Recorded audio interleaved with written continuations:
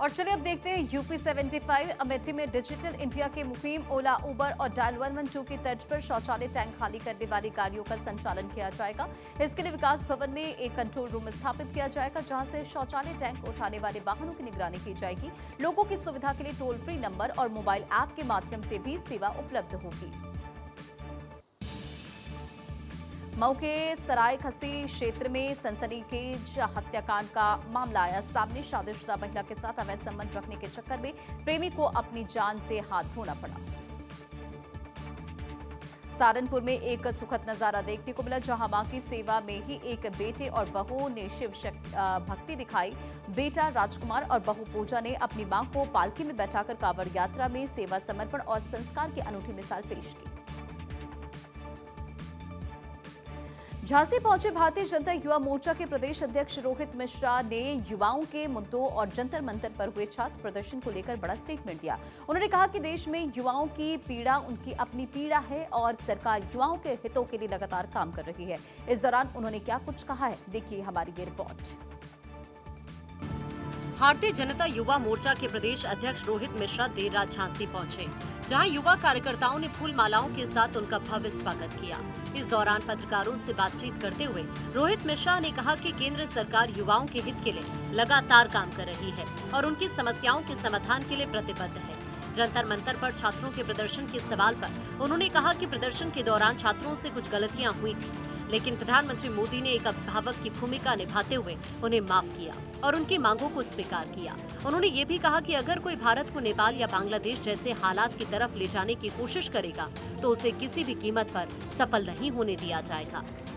इसके पहले आता रहा हूँ, हाँ, अध्यक्ष बनने के बाद पहली बार। तो ये वीर भूमि रही है, वीरों की कहानियाँ यहाँ लिखी गई हैं और मिट्टी क्रांति लिखती है। तो मैं वहाँ पहुँचा हूँ इन क्रांतिकारी साथियों के साथ। इसमें भी इनका जोश कम नहीं हो रहा। इसका ये सीधा मतलब है कि राष्ट्रवाद की अलग अब ज्वालामुखी बन गई है और केवल इन युवाओं के दम पे है। बहरहाल रोहित मिश्रा के दौरे को लेकर युवाओं में जिस तरह का उत्साह दिखाई दे रहा है, वो आने वाले दिनों में पार्टी को और मजबूत करने का काम करेगा। झांसी से अमित रावत की रिपोर्ट, भारत 24। जौनपुर बड़ियाहू में सरकारी जमीन पर किए जा रहे अवैध कब्जे के खिलाफ प्रशासन ने बड़ी कार्रवाई करते हुए जेसीबी मशीन से अतिक्रमण हटवा दिया। कार्रवाई के दौरान राजस्व विभाग और पुलिस की संयुक्त टीम मौके पर मौजूद रही।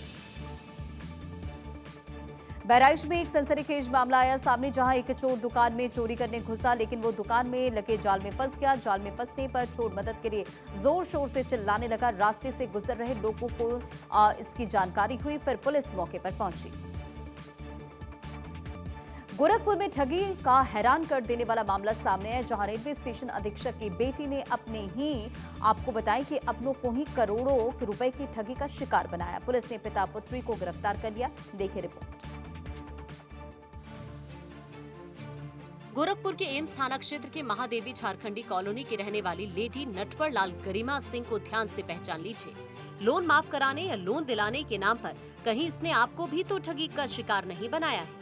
गोरखपुर के सहजनवा में रेलवे स्टेशन अधीक्षक पिता ध्रुव नारायण सिंह के साथ मिलकर इसने 2.25 करोड़ रुपए की ठगी की।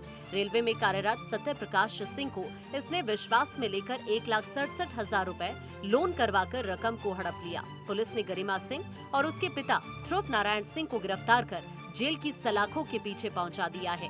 पुलिस उसके पति और अन्य साथियों की तलाश कर रही है। पुलिस ने गरिमा के पास से एक डायरी बरामद की है। इसमें वो रोज अपने करोड़पति बनने पर भगवान को थैंक्स कहती थी और लिखती थी कि अब वो जल्द ही अरबपति बन जाएंगी। वो लोन को वापस करने के नाम पर अपने इच्छित अकाउंट पे हमसे ट्रांसफर करवा लिया, ओटीपी मांग करके हमारा ईमेल आईडी चेंज किया। इनके हमारे साथ में मित्र हैं, इनका फर्जी अकाउंट बनाया, ऐसे कई लोगों के फर्जी अकाउंट बना करके उन खातों में ट्रांसफर किया। कुछ ऐसे भी खाते हैं जो स्टेटमेंट में है, वो बैंक ही बता सकता है कि वो किसके खाते हैं। तो कितनी ठगी हुई आपके साथ? हमारे साथ 1,67,00,000 की ठगी हुई। आपको बता दें कि मामले का भंडाफोड़ तब हुआ जब पीड़ित सत्य प्रकाश सिंह एम्स थाने पहुंचे और अपने साथ हुई ठगी की पूरी कहानी पुलिस को बताई। उन्हीं लाभार्थियों के खातों में आते थे। जब वो कहते थे भाई हमें तो 1% लोन चाहिए था, तो ये बताते थे कि नहीं, ये गलती से आ गए हैं, आप इन्हें हमें वापस कर दीजिए। तो इस तरीके से एक पर्सनल लोन ना लेकर के अन्य अन्य बैंकों से, तमाम बैंकों से पर्सनल लोन लेकर के उन्होंने फ्रॉड किया। पीड़ित स्टेशन अधीक्षक सत्य प्रकाश सिंह ने ये भी बताया कि विश्वास और भरोसे को दागदार करते हुए बाप बेटी ने मुझे ही नहीं कई रिश्तेदारों और परिचितों को ठगी का शिकार बनाया है। पहले विश्वास में लिया, फिर पैसा देने के नाम पर आनाकानी करने लगे। थक हार कर उन्हें पुलिस के पास जाना पड़ा और जब पुलिस ने जांच शुरू की तो पता चला कि दर्जनों लोग इस ठगी के शिकार हुए हैं। मेरे जैसे तमाम रिश्तेदार आज दर दर की ठोकरें खाने पर मजबूर हैं। FIR तक दर्ज नहीं की जा रही है। न्याय के लिए अधिकारियों के कार्यालयों के चक्कर काट रहे हैं। फिलहाल देखने वाली बात ये होगी कि पुलिस पीड़ितों को कब तक न्याय दिला पाती है। गोरखपुर से प्रदीप आनंद श्रीवास्तव की रिपोर्ट, भारत 24। 4,200 करोड़ की लागत से बने 63 किलोमीटर लंबे लखनऊ कानपुर एक्सप्रेसवे के उद्घाटन के महज 20 दिनों के भीतर 5 बार सड़क धंसने के बाद NHAI ने सख्त कार्रवाई की। कानपुर के ब्रह्मदेव चौराहे के पास उस समय हादसा हो गया जब पुलिसकर्मी की बाइक पर पेड़ गिर गया। पेड़ गिरने से पुलिसकर्मी जख्मी। राम मंदिर चढ़ावा चोरी के करीब 2 महीने बाद ट्रस्ट के पूर्व महासचिव चंपत राय पहली बार अयोध्या में आए नजर। चंपत राय तपस्वी छावनी मंदिर पहुंचे जहां उन्होंने महंत परमहंस आचार्य से बंद कमरे में बातचीत की। बांदा शहर से सटे ग्राम मवई बुजुर्ग में नाली जाम होने से दर्जनों घरों में पानी भर गया। जलभराव होने से कई कच्चे पक्के मकान गिरने की कगार पर पहुंच गए। प्रशासन से जल्द समाधान की मांग की गई। राज्य महिला आयोग के अध्यक्ष बबीता सिंह चौहान मथुरा के दौरे पर रही जहां उन्होंने लोक निर्माण विभाग गेस्ट हाउस पहुंचकर जनता दरबार लगाया। महिलाओं की सुनी समस्याएं। सोनभद्र में घटतौली और तेल में मिलावट की शिकायत के बाद जिला प्रशासन ने जिले के पेट्रोल पंप पर छापेमारी की। छापेमारी से पेट्रोल पंप संचालकों में हड़कंप मच गया। कांवड़ियों का जल लेकर अपने गंतव्य की तरफ रवाना होना हुआ शुरू, जिसको देखते हुए प्रशासन लगातार सुरक्षा के मद्देनजर पूरी तैयारी कर रहा है। मैनपुरी के राजपुर से एक सनसनीखेज मामला आया सामने जहां काम का बकाया मांगने और दोबारा काम करने से मना करने पर एक मजदूर के 7 दबंगों के द्वारा मारपीट और तमंचा तान कर धमकी देने का आरोप लगा। पुलिस ने जांच की शुरू। कुशीनगर में पुलिस की कार्यशैली पर गंभीर सवाल खड़े करने वाला मामला सामने आया। कसिया थाने में तैनात एक सिपाही पर ढाबा संचालक से शराब की डिमांड करने और उसके घर में घुसकर मारपीट करने और पड़ोस में रहने वाली महिला को जबरन अपने साथ ले जाने के आरोप लगे। पूरा मामला क्या है, देखिए रिपोर्ट। पुलिस का काम आम लोगों की सुरक्षा करना होता है, लेकिन वही पुलिस अगर अपनी जिम्मेदारी भूलकर आम लोगों को परेशान करने लग जाए तो हालत काफी चिंतनीय हो जाती है। जी हां, हम बात कर रहे हैं कसिया थाने में तैनात एक सिपाही की, जिसने ढाबा संचालक के साथ महज इसीलिए मारपीट कर दी कि उसने सिपाही की शराब की डिमांड पूरी नहीं की थी। इसके बाद आरोपी सिपाही ने पड़ोस की रहने वाली महिला के साथ भी बदसलूकी की। दोनों पीड़ितों ने पुलिस अधीक्षक को अलग अलग तहरीर देकर गंभीर आरोप लगाए हैं। तहरीर में बताया गया है कि कसिया थाना में तैनात सिपाही उमाशंकर यादव ने अपने 2 साथियों के साथ पहले ढाबा संचालक से लड़की और शराब की व्यवस्था करने की मांग की। मांग पूरी नहीं होने पर देर रात तीनों लोग ढाबा संचालक के कमरे में घुस गए और गाली गलौज करते हुए मारपीट करने लगे। पीड़ित का आरोप है कि इस दौरान पड़ोस में रहने वाली महिला को जबरन गाड़ी में बैठाकर गोरखपुर के माड़ापार इलाके ले जाया गया, जहां उसके साथ बदसलूकी की गई। महिला का आरोप है कि करीब 3 घंटे बाद सुबह करीब 5:30 बजे उसे छोड़ा गया। ये उमाशंकर सिपाही जो हैं सर, रात में दरवाज़ा पीट कर हम लोग को बहुत परेशान किए हैं सर। उसके बाद से हम लोग दरवाज़ा नहीं खोले हैं तो ऊपर से दूसरे के छत से जाके हम लोग के मकान में घुस के सब ताला तोड़ के दरवाज़ा तोड़ के हम लोग को बहुत गाली गुप्ता दिए हैं। हमारे बगल में एक पड़ोसी रहते हैं, उनको भी मारे पीटे हैं सर। हमको उमाशंकर सिपाही फ़ोन किए कि आपसे मुलाकात करना है। हमने कहा ठीक है सर, 10 मिनट में पहुंच रहे हैं तो मुलाकात करना है। इसके बाद फिर वो 15-20 मिनट बाद मेरे पास फ़ोन किए कि कहाँ हो। हम कहा सर कुशीनगर कसिया और ब्रिज के नीचे।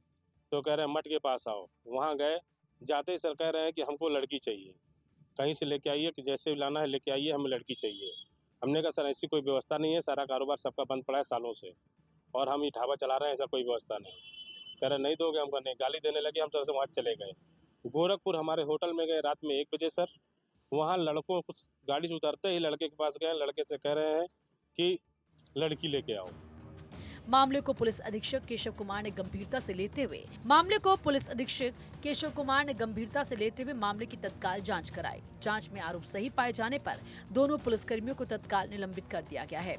जन सुनवाई के दौरान एक महिला एवं एक ढाबा संचालक जिनका नाम पप्पू सिंह है, इन दोनों के द्वारा तहरीर दिया गया कि परसों देर रात्रि 2 सिपाही, हालाँकि तहरीर में 1 सिपाही और एक नामजद सिपाही जिसका नाम उमाशंकर यादव है और एक अन्य सिपाही अज्ञात बताया गया था, जो कि जाँच के दौरान जिसका नाम महेंद्र कुमार यादव करके आया है।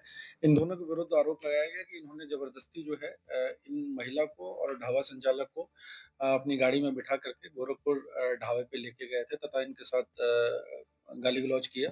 इस पूरे प्रकरण की सीओ सिटी से जाँच करवाई गई। जाँच में प्रथम दृष्टया जो तथ्य हैं वो सही पाए गए हैं। इनको तत्काल प्रभाव से निलंबित किया गया है।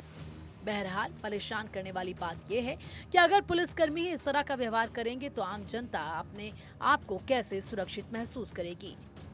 कुशीनगर से राजकुमार गिरी की रिपोर्ट, भारत 24। कानपुर के चकेरी लूटकांड में 2 आरोपियों के साथ पुलिस की मुठभेड़। पुलिस ने दोनों बदमाश को किया गिरफ्तार। फिरोजाबाद में पुलिस ने परीक्षा सॉल्वर गैंग से जुड़े आरोपियों के खिलाफ बड़ी कार्रवाई करते हुए आरोपी गिरजेश के बेटे सुरेश निवासी जाफराबाद थाना अपराध में आपको बताएं कि इस पूरे मामले को लेकर कुर्की की भी कार्रवाई की है। सहारनपुर में अपराध और गौकशी के खिलाफ चलाए जा रहे अभियान के तहत गंगोह पुलिस को बड़ी सफलता मिली। पुलिस ने देर रात मुठभेड़ के दौरान एक शातिर गौकश और घायल अवस्था में एक शख्स को किया गिरफ्तार। उन्नाव में एक स्कूल परिसर में स्कूली ड्रेस पहने छात्रा का झाड़ू लगाते सोशल मीडिया पर तस्वीरें वायरल। एटा में उस समय हड़कंप मच गया जब भारी बारिश के बाद घर के बाहर जहरीला सांप निकल आया। सांप निकलते लोगों में डर का माहौल। औरैया में उस समय अफरा तफरी का माहौल मच गया जब तेज रफ्तार अज्ञात वाहन ने बाइक को टक्कर मार दी। हादसे में गंभीर रूप से 3 शख्स के घायल होने की खबर। जौनपुर में बारिश होने से सड़कों पर जलभराव, लोगों को हो रही है दिक्कत और कर रहे लगातार तस्वीरें सोशल मीडिया पर वायरल।